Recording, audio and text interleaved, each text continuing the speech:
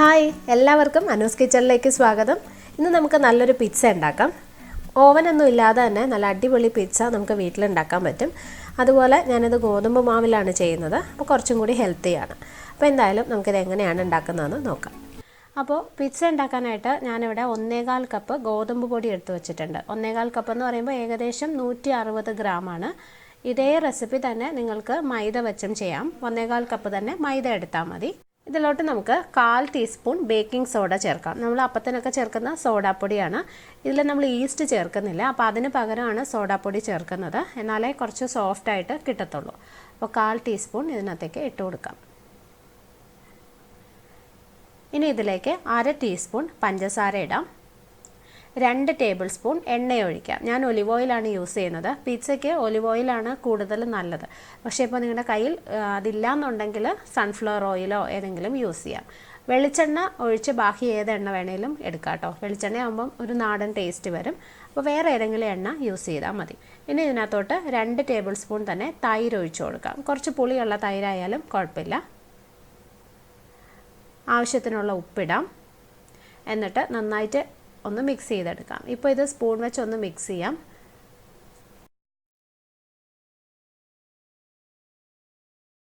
അപ്പോൾ ജസ്റ്റ് ഒന്ന് മിക്സ് ചെയ്തെടുത്തു. ഇനി ഇതിനകത്തോട്ട് ആവശ്യത്തിന് വെള്ളം ഒഴിച്ചിട്ട് ഒന്ന് നല്ലതായിട്ട് കുഴച്ചെടുക്കണം. ഞാനിവിടെ 1/2 കപ്പ് വെള്ളം എടുത്തിട്ടുണ്ട്. സാധാ വെള്ളമാണ്, ചൂട് വെള്ളമൊന്നും വേണ്ട. അതൊഴിച്ച് നമുക്ക് കുഴച്ചെടുക്കാം. ഒരുമിച്ച് ഒഴിക്കേണ്ട, കുറച്ചായിട്ട് ഒഴിച്ചിട്ട് കുഴയ്ക്കണം. ചപ്പാത്തി മാവിനേക്കാളും കുറച്ചും കൂടി സോഫ്റ്റായിട്ട് ഒന്ന് ഒട്ടിപ്പിടിക്കുന്ന മാവ് പോലെയാണ് വേണ്ടത്.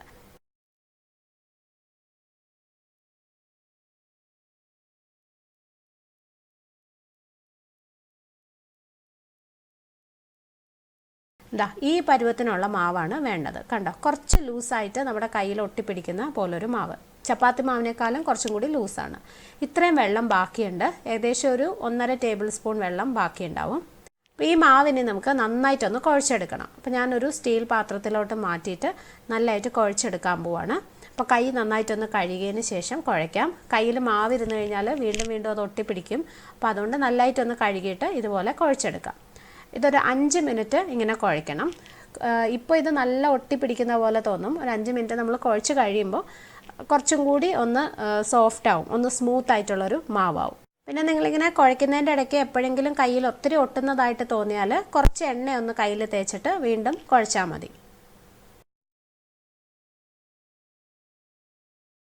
ഞാൻ ഇടയ്ക്ക് കുറച്ച് എണ്ണ കയ്യിലൊന്ന് തേച്ചിട്ട് വീണ്ടും ഇതുപോലെ തന്നെ കുഴയ്ക്കാൻ പോവാണ്. കയ്യിൽ നന്നായിട്ട് ഒട്ടുന്നുണ്ടായിരുന്നു, അപ്പോൾ അതുകൊണ്ടാണ് ഞാൻ കുറച്ച് എണ്ണയൊന്ന് തേച്ചത്. ഒത്തിരി വേണ്ട കേട്ടോ, 2-3 തുള്ളി മതിയാവും. അപ്പോൾ ഞാൻ ഈ മാവ് കുഴയ്ക്കാൻ തുടങ്ങിയിട്ട് ഇപ്പോൾ ഒരു ഏകദേശം 5 മിനിറ്റ് ആയി. കണ്ടോ, ഇപ്പോൾ മാവിൻ്റെ പരുവം കണ്ടോ. ആദ്യം നല്ലതായിട്ട് ഒട്ടിപ്പിടിക്കുന്ന മാവായിരുന്നു. ഇപ്പോൾ കുറച്ചൊന്ന് നല്ല സ്മൂത്തായിട്ട് വന്നിട്ടുണ്ട്. എന്നാലും കുറച്ച് ഒട്ടലുണ്ടാവും, അത് കുഴപ്പമില്ല കേട്ടോ. ഈ ഒരു പരുവത്തിൽ കുഴച്ചെടുത്താൽ മതി. കറക്റ്റ് 5 മിനിറ്റ് കുഴയ്ക്കുമ്പോൾ ഇങ്ങനെ ആയി കിട്ടും. പിന്നെ മാവ് ഇതുപോലെ നല്ല സോഫ്റ്റ് ആയിരിക്കും. അപ്പോൾ ഇതിനെ നമുക്ക് കുറച്ച് നേരം ഒന്ന് റെസ്റ്റ് ചെയ്യാനായിട്ട് വെക്കണം. ഒരു 1 മണിക്കൂർ വെച്ചതിന് ശേഷമാണ് നമ്മൾ പിസ്സ ഉണ്ടാക്കുന്നത്. അപ്പോൾ ആദ്യം നമ്മൾ മാവ് കുഴച്ച ആ ഒരു ബൗളിലോട്ട് കുറച്ച് എണ്ണയൊന്ന് ഒഴിച്ചു കൊടുക്കാം. ഒരു 1/2 ടീസ്പൂൺ മതി.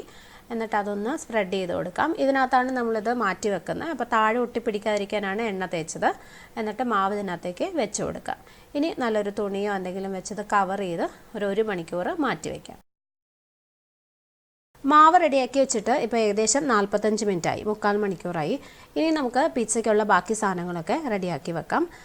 ഞാനിന്ന് ചിക്കൻ പിസ്സയാണ് ഉണ്ടാക്കുന്നത്. അപ്പോൾ അതിനായിട്ട് കുറച്ച് ചിക്കൻ, ബോൺലെസ് ചിക്കൻ ചെറിയ പീസുകളായിട്ട് കട്ട് ചെയ്ത് വെച്ചിട്ടുണ്ട്. ഈ ചിക്കനൊന്നും കറക്റ്റ് അളവില്ല കേട്ടോ, നിങ്ങളുടെ ഇഷ്ടം പോലെ എത്രയെന്ന് വെച്ചാൽ ചേർക്കാം. ഞാനിതിപ്പോൾ ഒരു 4 പീസ് ചിക്കൻ എടുത്തിട്ട് എൻ്റെ എല്ലാം മാറ്റി ബോൺലെസ് ആയിട്ട് ചെറിയ പീസുകളായിട്ട് കട്ട് ചെയ്ത് വെച്ചിരിക്കുന്നതാണ്.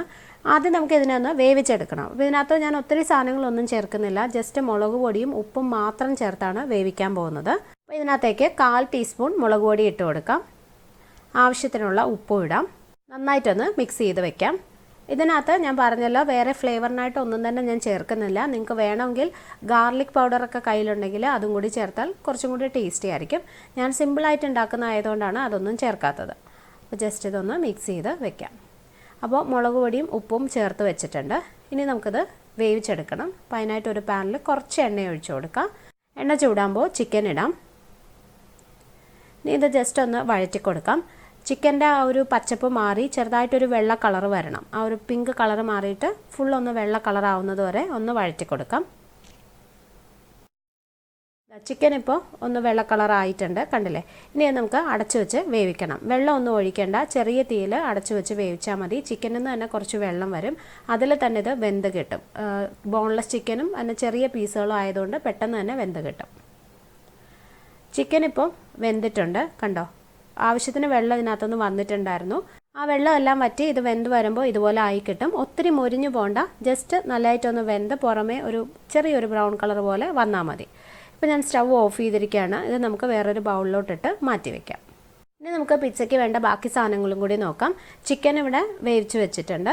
പിന്നെ ഞാൻ എടുത്തിരിക്കുന്നത് കുറച്ച് സവോള ഇതുപോലെ നീളത്തിന് കനം കുറച്ച് അരിഞ്ഞത്, പിന്നെ കുറച്ച് ക്യാപ്സിക്കം അതുപോലെ തന്നെ നീളത്തിന് കനം കുറച്ച് അരിഞ്ഞത്.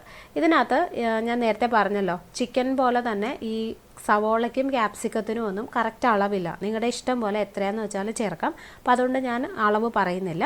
അതുപോലെ തന്നെ എന്തൊക്കെ സാധനങ്ങൾ ചേർക്കണം എന്നുള്ളതും നിങ്ങളുടെ ഇഷ്ടമാണ്. ഇപ്പോൾ ചിക്കൻ വേണ്ടെന്നുണ്ടെങ്കിൽ അത് ഒഴിവാക്കിയിട്ട് സവോളയും ക്യാപ്സിക്കവും മാത്രം ഇട്ടിട്ട് വെജ് പീസ ആയിട്ട് ഉണ്ടാക്കാം. പിന്നെ ഇത് കൂടാതെ വേറെ സാധനങ്ങൾ നിങ്ങൾക്ക് ചേർക്കാം. തക്കാളി അരിഞ്ഞത്, ഒലീവ്സ് ചേർക്കാം, പൈനാപ്പിൾ അല്ലെങ്കിൽ മഷ്റൂം, അങ്ങനെ പല സാധനങ്ങളും ചേർത്തിട്ട് പിസ്സ ഉണ്ടാക്കാം. ഞാൻ ജസ്റ്റ് ബേസിക് ആയിട്ടുള്ള ഒരു റെസിപ്പിയാണ് കേട്ടോ പറയുന്നത്. ഇതിനകത്ത് നിങ്ങൾക്ക് ഇഷ്ടമുള്ള പോലെ പല സാധനങ്ങൾ ചേർത്തിട്ട് ഉണ്ടാക്കി നോക്കണം. പിന്നെ പിസ്സയിൽ മെയിനായിട്ട് വേണ്ടത് ചീസാണ്. കറക്റ്റ് അളവില്ല, ഇഷ്ടം പോലെ ചേർക്കാം. അപ്പോൾ ഞാനിവിടെ കുറച്ച് ചീസ് ഗ്രേറ്റ് ചെയ്ത് വെച്ചിട്ടുണ്ട്. ചീസ് പല ടൈപ്പ് നമുക്ക് വാങ്ങിക്കാൻ കിട്ടും. മിക്കവാറും എല്ലാവരും മോസറല്ല ചീസാണ് പിസ്സയിൽ ചേർക്കാറുള്ളത്. പക്ഷേ ഞാൻ എടുത്തിരിക്കുന്നത് ചെഡാർ ചീസാണ് കേട്ടോ. എനിക്ക് ചെഡാർ ചീസിൻ്റെ ടേസ്റ്റാണ് പിസ്സയിൽ കൂടുതൽ ഇഷ്ടം. അപ്പോൾ അതുകൊണ്ട് ഞാൻ അതാണ് എടുത്തിരിക്കുന്നത്. പക്ഷേ നിങ്ങൾക്ക് ഇഷ്ടമുള്ള ഏത് ചീസ് വേണമെങ്കിലും യൂസ് ചെയ്യാം. 2 ടൈപ്പ് ചീസ് മിക്സ് ചെയ്ത് വേണേലും എടുക്കാം. ഇപ്പോൾ കുറച്ച് ചെഡാർ ചീസും കുറച്ച് മൊസറല്ല ചീസും അങ്ങനെ വേണേലും എടുക്കാം. പിന്നെ വേണ്ടത് പിസ്സ സോസാണ്. ഞാൻ റെഡിമെയ്ഡ് സോസാണ് യൂസ് ചെയ്യുന്നത് കേട്ടോ. കിസാൻ ബ്രാൻഡാണിത്. ബ്രാൻഡ് ഏതായാലും കുഴപ്പമില്ല കേട്ടോ. പിസ്സ സോസ് ഇഷ്ടംപോലെ നിങ്ങൾക്ക് വാങ്ങിക്കാൻ കിട്ടും. നമ്മുടെ എല്ലാ സൂപ്പർ മാർക്കറ്റുകളിലും സോസുകൾ ഇരിക്കുന്ന സെക്ഷനിൽ നോക്കിയാൽ ഇതുപോലെ പിസ്സ സോസ് ഉണ്ടാവും. അതല്ല നിങ്ങൾക്ക് ഹോം മെയ്ഡ് പിസ്സ സോസാണ് ഇഷ്ടമെങ്കിൽ അത് യൂസ് ചെയ്യാം. പിന്നെ ഞാൻ ഈ പിസ്സ ഇന്ന് ഒരു പാനിലാണ് ഉണ്ടാക്കുന്നത്. ഇതുപോലൊരു നോൺ സ്റ്റിക്ക് പാനിലാണ്. ഇതൊരു 10 ഇഞ്ചിൻ്റെ പാനാണ്. പക്ഷെ നിങ്ങൾ പാനിൻ്റെ സൈസ് അങ്ങനെ നോക്കേണ്ട ആവശ്യമില്ല. ചെറിയ പാനാണ് കയ്യിലുള്ളെങ്കിൽ 2 പിസ്സ ആയിട്ട് ഉണ്ടാക്കാം. അതല്ല പാൻ കുറച്ചും കൂടി വലുതാണെങ്കിലും കുഴപ്പമൊന്നുമില്ല. പിസ്സ ആവശ്യത്തിന് പരത്തിയിട്ട് ആ വലിയ പാനിൽ തന്നെ വെച്ച് വേവിച്ച് എടുത്താൽ മതി. അപ്പോൾ ഇതുപോലെ ഏതെങ്കിലും കയ്യിലുള്ള ഒരു നോൺ സ്റ്റിക്ക് പാൻ എടുക്കാം. പിന്നെ ഇത് കറക്റ്റായിട്ട് അടയ്ക്കാൻ പറ്റുന്ന വലിപ്പത്തിനുള്ള ഒരു അടപ്പെടുക്കുക.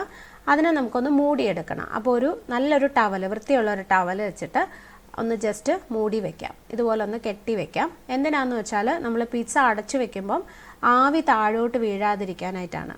അപ്പോൾ ഇതുപോലെ ഒരു ടവൽ വെച്ചിട്ട് അടപ്പൊന്ന് കെട്ടി വെച്ച് കഴിഞ്ഞാൽ തുണിയിലോട്ട് തന്നെ ആവിയെല്ലാം തങ്ങി നിൽക്കും, താഴോട്ട് പിസ്സയിലോട്ട് വീഴത്തില്ല. അപ്പോൾ ജസ്റ്റ് ഇതുപോലെ കെട്ടി വെച്ചിട്ടുണ്ട്. വൃത്തിയായിട്ടൊന്നും കെട്ടണമെന്നില്ല കേട്ടോ, ഇതുപോലെ വെച്ചാൽ മതി. ജസ്റ്റ് ആവി താഴോട്ട് വീഴരുത്, പിന്നെ തുണി തീയിലോട്ടൊന്നും വീഴരുത്, അത്രേ ഉള്ളൂ കേട്ടോ. അപ്പോൾ മാവ് ഉണ്ടാക്കി വെച്ചിട്ട് 1 മണിക്കൂറായി. നല്ല സോഫ്റ്റായിട്ട് ഇരിപ്പുണ്ട്, കണ്ടോ?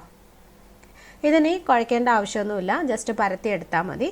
ഇനി ഇത് നമ്മുടെ കയ്യിൽ ഒട്ടിപ്പിടിക്കത്തൊന്നുമില്ല കേട്ടോ. ഇത്രയും സമയം വെച്ച് കഴിയുമ്പോൾ നല്ല സ്മൂത്തായിട്ടുള്ളൊരു മാവായിട്ട് കിട്ടും. അപ്പോൾ ഇത് നമുക്ക് പരത്തിയെടുക്കാം. അപ്പോൾ നമ്മൾ എടുത്തു വെച്ച നോൺ സ്റ്റിക്ക് പാനിലോട്ട് കുറച്ച് എണ്ണ, ഒരു 1/2 ടീസ്പൂൺ എണ്ണ ഒഴിച്ചു കൊടുക്കുക. ആ എണ്ണ ഒന്ന് സ്പ്രെഡ് ചെയ്ത് കൊടുക്കാം. പിസ്സ താഴെ ഒട്ടിപ്പിടിക്കാതിരിക്കാനായിട്ടാണ് ഇങ്ങനെ ചെയ്യുന്നത്. ഇനി നമ്മൾ റെഡിയാക്കി വെച്ച മാവ് ഇതിനകത്തേക്ക് വെച്ച് കൊടുക്കാം. ഇനി ഇത് പരത്തിയെടുക്കാം. കൈവച്ച് തന്നെ ചെയ്താൽ മതി കേട്ടോ. ചപ്പാത്തിക്കോലിൻ്റെ ഒന്നും ആവശ്യമില്ല. നല്ല സോഫ്റ്റായിട്ട് കുറച്ച് ഇലാസ്റ്റിക് ആയിട്ടുള്ള ഒരു മാവാണ്. അപ്പോൾ നമ്മുടെ കൈവച്ച് ചെയ്യുമ്പോൾ ഇതുപോലെ ഈസി ആയിട്ട് അങ്ങ് പരത്താൻ പറ്റും. ഒത്തിരി അമർത്തേണ്ട ആവശ്യമൊന്നുമില്ല. അപ്പോൾ അതൊക്കെ ഇങ്ങനെ പ്രസ് ചെയ്ത് കൊടുക്കുമ്പോൾ തന്നെ അങ്ങ് പരത്താൻ പറ്റും. പിന്നെ എല്ലാ സ്ഥലത്തും ഏകദേശം ഒരേ കനത്തിൽ പരത്താൻ നോക്കുക. കൈവച്ച് ചെയ്യുമ്പോൾ അതും നമുക്ക് നല്ലതായിട്ട് അറിയാൻ പറ്റും. ഒരുപാട് കനം കുറവും അല്ല കൂടുതലും അല്ലാത്ത രീതിയിൽ പരത്തിയെടുക്കുക. ഒരു മീഡിയം കനത്തിൽ പരത്തിയെടുക്കണം. കനം കൂടിപ്പോയി കഴിഞ്ഞാൽ ആവശ്യത്തിന് വെന്ത് കിട്ടത്തില്ല. കനം കുറഞ്ഞു പോയാൽ കുറച്ച് കട്ടിയായിപ്പോവും, മനസ്സിലായി, പപ്പടം പോലെ ആയിപ്പോവും ചിലപ്പോൾ. അപ്പോൾ അതുകൊണ്ട് ഒരു മീഡിയം തിക്നെസ്സിൽ പരത്തി എടുക്കുക. ഞാൻ നേരത്തെ പറഞ്ഞ പോലെ ചെറിയ പാൻ ആണെങ്കിൽ 2 പീസ് ആയിട്ട് ഉണ്ടാക്കിയാൽ മതി. അപ്പോൾ കനം കറക്റ്റായിട്ട് കിട്ടും. ഇതിനകത്ത് ഞാൻ വളരെ പതുക്കെയാണ് പ്രസ് ചെയ്യുന്നത് കേട്ടോ, ഒത്തിരി അമർത്തിയല്ല, പതുക്കെ ഇങ്ങനെ പ്രസ് ചെയ്ത് കൊടുത്താൽ മതി. അപ്പോൾ നല്ലതായിട്ട് പരത്തി വെച്ചിട്ടുണ്ട്. ഇനി ഒരു ഫോർക്ക് എടുത്തിട്ട് ഇതിനകത്ത് നിറയെ ഇങ്ങനെ ഹോൾസ് ഇട്ട് കൊടുക്കാം. നമ്മളിത് ചൂടാക്കുന്ന സമയത്ത് കൊമളിച്ച് വരാതിരിക്കാനാണ് ഇങ്ങനെ ചെയ്യുന്നത്, അതായത് പൊങ്ങി വരാതിരിക്കാനായിട്ട്. അപ്പോൾ ഇതിൽ നിറയെ ഇങ്ങനെ ഹോൾസ് ഇട്ട് കൊടുക്കാം. അപ്പോൾ ഇത് റെഡിയാക്കി വെച്ചു. അടുത്തതായിട്ട് ഞാനിവിടെ ഒരു ദോശക്കല്ല് ചൂടാക്കിയിട്ടുണ്ട്. ദോശക്കല്ല് തന്നെ വേണമെന്നില്ല, ഇതുപോലെ പരന്ന ഒരു പാൻ എടുത്താൽ മതി. ഇതിൻ്റെ മുകളിൽ പിzzയുടെ പാൻ വെച്ചിട്ടാണ് നമ്മൾ വേവിച്ചെടുക്കുന്നത്. ഇങ്ങനെ ചെയ്യുമ്പം ചൂടെല്ലാ സ്ഥലത്തും ഒരുപോലെ കിട്ടാനായിട്ട് ഹെൽപ്പ് ചെയ്യും. അപ്പോൾ ഇത് നന്നായിട്ടൊന്ന് ചൂടാവണം. ഇപ്പം ഞാൻ ഹൈ ഫ്ലെയിമിലാണ് വെച്ചിരിക്കുന്നത്. പാൻ നന്നായിട്ട് ചൂടായി കഴിയുമ്പോൾ തീ കുറച്ച് ഏറ്റവും ലോ ഫ്ലെയിമിൽ വെക്കാം. ഇനി ഇതിലേക്ക് നമ്മൾ നേരത്തെ റെഡിയാക്കി വെച്ച പിzzയുടെ പാൻ വെച്ച് കൊടുക്കാം. ഇനി നമുക്ക് അടച്ച് വെക്കാം. കറക്റ്റ് 5 മിനിറ്റ് ഇതുപോലെ ലോ ഫ്ലെയിമിൽ അടച്ചു വെച്ച് വേവിക്കാം. ഇപ്പോൾ 5 മിനിറ്റ് കഴിഞ്ഞു. നമുക്കിത് തുറന്ന് നോക്കാം. ആ മാവ് കണ്ടോ, അതിൻ്റെ പച്ചപ്പ് മാറിയിട്ടുണ്ട്. നമുക്കിങ്ങനെ തൊടുമ്പോൾ തന്നെ അറിയാൻ പറ്റും. അതിൻ്റെ പച്ച മാവ് കയ്യിൽ തട്ടത്തില്ല. കണ്ടോ, ഒന്ന് സെറ്റ് ആവാൻ തുടങ്ങിയിട്ടുണ്ട്. അതുപോലെ സൈഡൊക്കെ കാണുമ്പോഴും അറിയാൻ പറ്റും. ഇങ്ങനെ ആയാൽ മതി. ഇനി ഇതിൻ്റെ സൈഡിലേക്ക് ഒരല്പം എണ്ണ തേച്ച് കൊടുക്കുക. സൈഡിൽ മാത്രം കേട്ടോ, വളരെ കുറച്ച് എണ്ണ മതി. കാണുമ്പോൾ നിങ്ങൾക്ക് ഒത്തിരി എണ്ണ യൂസ് ചെയ്യുന്നതായിട്ട് തോന്നുന്നുണ്ടാവും. വളരെ കുറച്ച് എണ്ണയാണ് ഞാനിങ്ങനെ തേച്ച് കൊടുക്കുന്നത്. ആ ബ്രഷിൽ അങ്ങനെ തേക്കുമ്പോൾ ഒത്തിരി ആണെന്ന് തോന്നുന്നേ ഉള്ളൂ. നമ്മളിതിൻ്റെ പിzzയുടെ സൈഡ് ഡ്രൈ ആയി പോകാതിരിക്കാനാണ് ഇങ്ങനെ എണ്ണ തേക്കുന്നത്. നടുക്കൊക്കെ നമ്മൾ സോസും ചീസും ഒക്കെ ചേർക്കും. പക്ഷേ സൈഡിൽ എണ്ണ തേച്ചില്ലെങ്കിൽ ചിലപ്പോൾ അവസാനം അത് കുക്കായി വരുമ്പോഴത്തേക്കും ഒത്തിരി ഡ്രൈ ആയിരിക്കും. അപ്പോൾ അത് ഒഴിവാക്കാനായിട്ടാണ് ഒരല്പം എണ്ണ ഇങ്ങനെ തേച്ച് കൊടുക്കുന്നത്. ഇനി നമുക്ക് ഇതിനകത്തേക്ക് പിസ്സ സോസ് സ്പ്രെഡ് ചെയ്ത് കൊടുക്കാം. സോസിൻ്റെ അളവ് എത്രയാണെന്ന് വെച്ചാൽ നിങ്ങളുടെ ഇഷ്ടം പോലെ ചേർക്കാം കേട്ടോ. ടേസ്റ്റ് പോലെ സ്പ്രെഡ് ചെയ്താൽ മതി.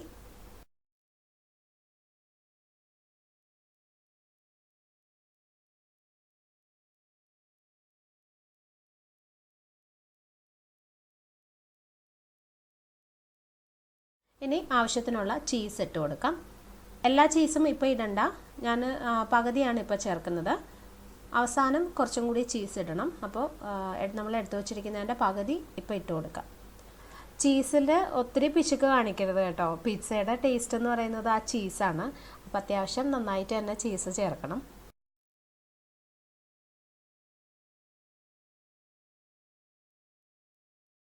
ഒരു ലെയർ ചീസ് ചേർത്തിട്ടുണ്ട്. ഇനി ഇതിനകത്തേക്ക് ബാക്കിയുള്ള സാധനങ്ങൾ ചേർക്കാം. ഞാനിപ്പോൾ സവാളയാണ് ചേർക്കുന്നത്. എത്ര ഇഷ്ടമെന്ന് വെച്ചാൽ അതിനനുസരിച്ച് ചേർക്കാം. ഇനി ക്യാപ്സിക്കം വെക്കാം.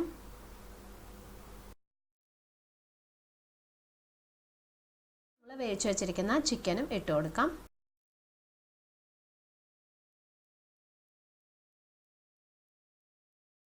ഇതെല്ലാം ചേർത്ത് കഴിഞ്ഞിട്ട് അവസാനം വീണ്ടും ഒരു ലെയർ ചീസും കൂടി ഇട്ട് കൊടുക്കാം.